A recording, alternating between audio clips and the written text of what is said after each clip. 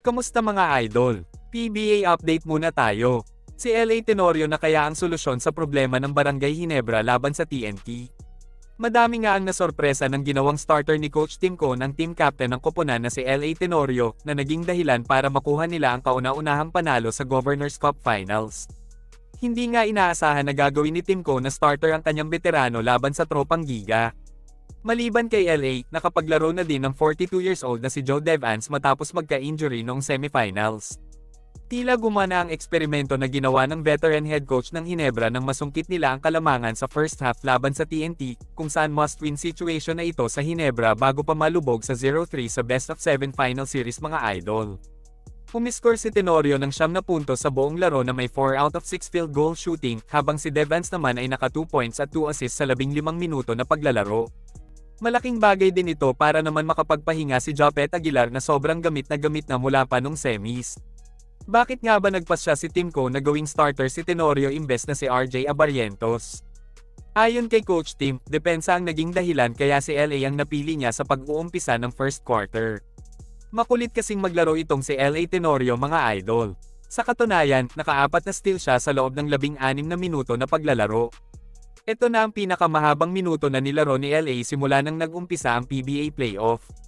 Ayon pa kay Tim Cone, defensive team naman daw talaga sila noon pa kaya naisip niya na fit si LA sa style of play na yon. Dahil sa malaking kontribusyon ng veteran point guard, naging malawak ang rotation ng Ginebra kumpara nung first 2 games na 7 hanggang 8 manlalaro lang ang nakababad sa laro. Hindi pa nga nagagamit ni Coach Tim si Nard Pinto na isa ding makulit pagdating sa depensa. Maaasahan din siya sa scoring lalo na sa 3-point line mga idol. Samantala mga idol, super rookie ng Ginebra na si RJ Abarrientos pabagsak na ng pabagsak ang performance sa finals. Ano nga ba ang nangyari kay RJ at nagmistulang nightmare siya sa kanyang koponan?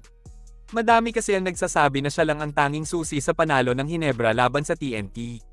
Mula Game 1 hanggang Game 3, nag-average lang si Abarrientos ng 6 na puntos hindi tulad nung elimination round hanggang semis na double digits ang scoring niya.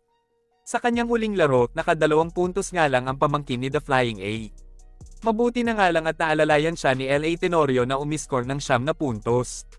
Tila wala pa din ngang solusyon ng pambubuli ng mga TNT point guard kay RJ mga idol. Hindi tulad nung semis laban sa SMB na kinakaya-kaya niya lang si Terrence Romeo. Maigi na nga lang at maganda-ganda ang nilalaro ni na Stephen Holt at Maverick Ahanmisi kaya kahit papano ay nakakasabay sa laro ang Ginebra. Samantala, bigla naman nabuhayan si Noipy Justin Brownlee matapos gumawa ng 18 points 13 rebounds, 4 assists, at 4 blocks para pangunahan ng Ginebra sa panalo sa Game 3. Medyo malaki nga lang ang binagsak ng scoring niya dahil sa dami ng scoring machine ng Gin Kings.